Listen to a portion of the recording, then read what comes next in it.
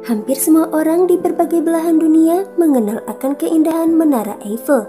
Namun masih belum ada yang tahu sejarahnya. Simak terus channel Zelda Govina ya. Seorang insinyur bernama Gustave Eiffel ingin memulai pembangunan sebuah menara bersejarah. Awalnya Eiffel berencana membangun menara di Barcelona. Gustave Eiffel menawarkan proyek pembangunan menara kepada pemerintah Barcelona yang akan mengadakan pameran universal dan diselenggarakan di tahun 1888. Namun proyek tersebut ditolak oleh pemerintah Barcelona karena bangunannya dianggap memiliki bentuk yang aneh dan tidak cocok dengan kota Barcelona, serta akan menghabiskan banyak biaya dalam pembangunannya. Setelah itu, Eiffel mencoba mengajukan pembangunan menara di Paris untuk menyambut pameran mahakarya dunia International Exposition Universal untuk memperingati 100 tahun Revolusi Perancis di tahun 1889. Kala itu, pemerintah Perancis merencanakan eksposisi internasional dan mengumumkan kompetisi desain untuk sebuah monumen yang akan dibangun di Champ de Mars, di pusat kota Paris. Karena tidak mau kalah dengan Inggris yang selalu berhasil menunjukkan keberhasilan mereka dalam memamerkan mesin-mesin manufaktur, maka pemerintah kota Paris ingin menetapkan bahwa Pekan Raya 1889 harus memiliki ikon fisik berupa monumen. Lebih dari 100 desain yang telah diajukan, Komite Centennial memilih desain rancangan Eiffel, menara besi yang mencapai hampir 1000 kaki dan akan menjadi struktur buatan manusia tertinggi di dunia. Pemerintah kota Paris menganggap rancangan Eiffel punya karakter tersendiri dan benar-benar menunjukkan keunggulan karena menara Eiffel dibuat dari material logam yang akan digunakannya. Bangunan ini dinilai akan jadi simbol modernisme Prancis dan bukti bahwa negara tersebut konsisten bereksplorasi dalam bidang teknologi dan ilmu pengetahuan.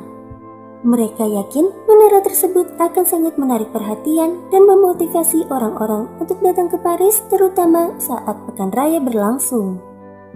Menara ini dinamai sesuai dengan insinyur perancangnya, yaitu Alexander Gustave Eiffel. Hebatnya Gustave Eiffel berhasil menyelesaikan menara ini sebelum pameran dimulai. Gustave Eiffel turut dibantu oleh insinyur Emile dan Maurice.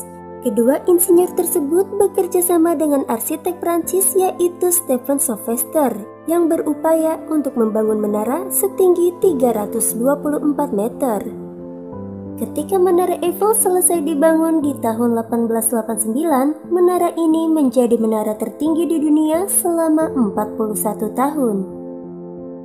Pada tanggal 31 Maret 1889, Menara Eiffel diresmikan di Paris melalui sebuah upacara yang dipimpin oleh sang perancang yaitu Gustave Eiffel dan dihadiri oleh Perdana Menteri Prancis yaitu Pierre Tirard, serta beberapa pejabat tinggi lainnya dan 200 pekerja konstruksi. Meski sama-sama antusias dengan proyek ini, ternyata pemerintah kota Paris tidak serta-merta bergerak cepat untuk membangun Menara Eiffel. Pemerintah awalnya mengatakan seluruh biaya pembangunan menara akan ditanggung. Tapi ketika Gustave Eiffel mengatakan biaya yang dibutuhkan untuk membangun menara sebesar 5 juta franc, namun pemerintah hanya menyanggupi 1,5 juta franc saja. Itu pun dananya tidak diberikan sesuai waktu yang ditetapkan, sehingga proses dimulainya pembangunan menara menjadi tertunda. Eiffel terpaksa mencari dana sendiri untuk menutupi kekurangan dana pembangunannya.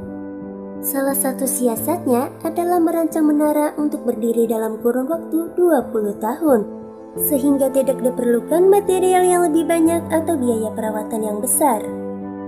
Siasat lainnya adalah menetapkan biaya masuk kawasan dan mendirikan restoran di dalam menara. Pembangunan Menara Eiffel mendatangkan keraguan dari para kritikus yang berpendapat bahwa menara itu tidak kuat secara struktural. Selain itu, banyak orang yang mengkritik kehadiran menara akan merusak pemandangan di pusat kota Paris. Banyak juga perdebatan para politikus soal penting atau tidaknya menara turut menghambat proses pembangunannya. Ada yang menganggap rancangan menara tidak artistik, tidak menarik wisatawan, absurd, dan sangat aneh. Meski demikian, kritik tidak berhenti begitu saja. Media-media dan para arsitek terus-menerus mengejek karya Eiffel. Bahkan beberapa jurnalis memberitahukan bahwa Eiffel memiliki darah Yahudi dan Jerman, yang mana orang-orang dibenci rakyat Prancis saat itu. Arsitek-arsitek yang tidak setuju dengan desain Eiffel mengajukan berbagai rancangan lain yang mereka pikir layak untuk menjadi ikon pekan raya. Jules Bordes adalah salah satunya. Ia mengajukan rancangan monumen granit setinggi 1000 kaki yang dibangun di atas museum listrik dan menambahkan patung Dewi Pengetahuan di atasnya. Bordes juga menantang Eiffel untuk membuktikan bahwa lift bisa benar-benar berfungsi di dalam menara. Sementara editor jurnal arsitektur La Constructions, Paul Planat, menyebut rancangan Eiffel jauh dari kesan artistik dan terlihat tidak selesai. Tapi pada kenyataannya tidak ada arsitek yang tampak kredibel untuk membangun monumen seperti rancangan Eiffel. Monumen ini akan dihancurkan pada tahun 1909 dan dipindahkan ke tempat lain. Alasannya, Menara Eiffel tidak sesuai dengan monumen besar kota lainnya yang ada seperti Katedral Gotik.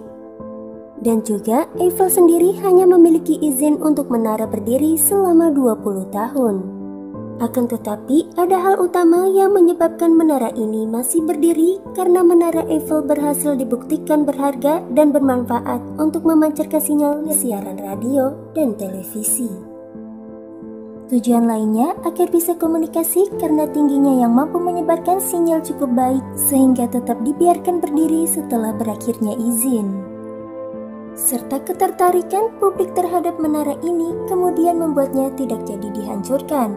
Menara Eiffel tetap eksis hingga hari ini dan menjadi ikon kultural Prancis. Terima kasih sudah mendengarkan secara singkat tentang Menara Eiffel. Jika ada informasi yang kurang pas bisa komen di bawah ya. Sampai jumpa.